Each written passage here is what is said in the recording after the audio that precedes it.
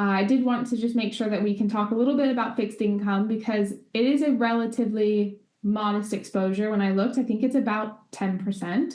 So, how do you view the role of fixed income in the portfolio today?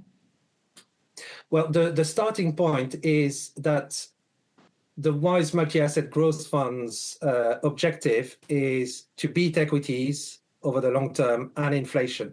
So when we look at fixed income, it's two reasons. It's either because we think the risk rewards are particularly attractive. So then we look at it from a total return standpoint and we think it's worth investing in that part of the market, or because we're looking for a hedge to protect us against downside risks from our equity or equity-like positions. At the moment, because the main concern for markets is more inflation than it is growth, fixed income actually doesn't act as a hedge for equities positions, because if inflation is the risk, this is going to hurt fixed income probably more than it will hurt your equity positions to start with. So that is what we've observed over the past, over the recent period, is that bonds actually in a way are riskier than equities. I'm talking about government bonds here. So that's why our exposure there is extremely limited, because they don't provide downside protection.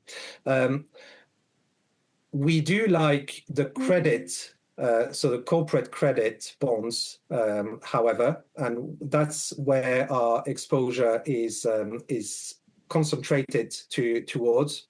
So we've got positions in the Premier Miton bond fund, or into 24 asset management strategies that give us exposure to credit. Both of those managers have got short-dated corporate bonds in investment grade, which means that the risk is very limited. But because the starting yields are high, the total returns are quite attractive. Anywhere from 6 to 8% expected total returns for those very low risk strategies. The other way we access fixed income is through floating rates, so not fixed interest, but floating interest.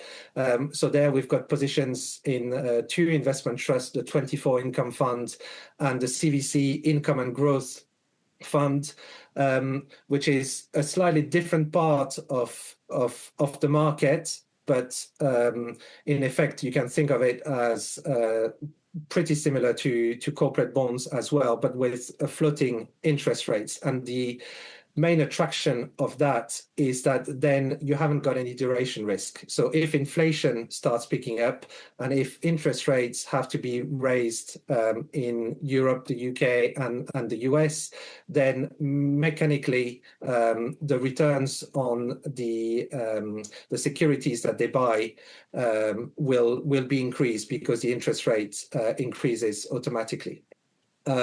So that's the way we get our exposure. As you said, it's about 10% of the portfolio, but it was 0% for years up until probably 3-4 years ago. So when we were in a zero interest rate environment, we just didn't see any interest in having fixed income in this portfolio.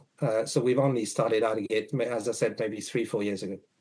Kind of one area that we've not talked about is cash levels, which is around 5%. You did mention trimming some strong performers in EM, but what would need to happen for you to redeploy that capital? Sure. Well, as I said, asset allocation is very difficult, and we don't pretend to have any particular edge in forecasting where the macroeconomy is going. So that's the first point. The second point I would make is even if you thought you had an edge in forecasting the macro, is very different from forecasting markets. So what we do, however, is spend a lot of time trying to understand market positioning and investor sentiment.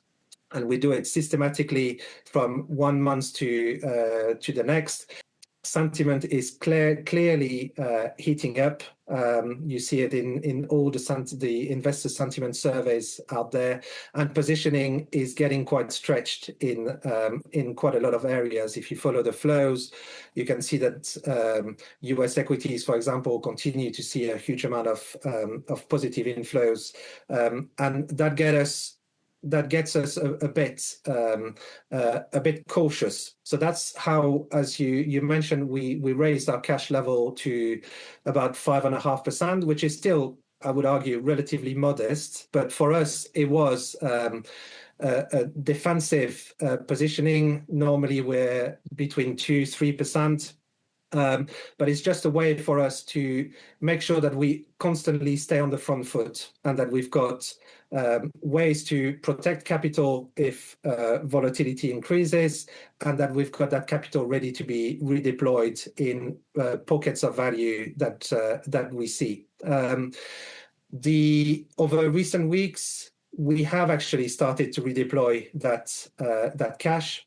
So the 5.5% is about 4.3% as of today, and we've been deploying it in areas that have lagged since the rebound post-Iran. So areas like emerging markets value.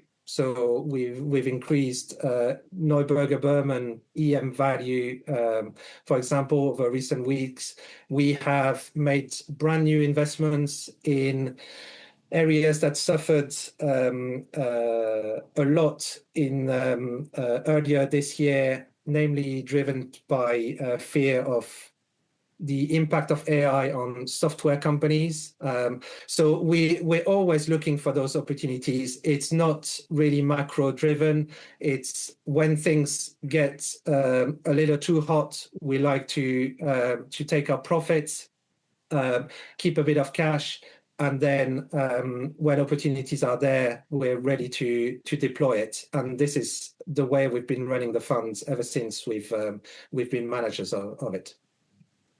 Well, Vincent, thank you very much. That was an excellent and very thorough overview of the fund and what's been happening. So thank you for joining me today. Thanks so much for your time. Great to see you. And if you'd like to learn more about the Wise Multi-Asset Growth Fund, please visit fundcaliber.com.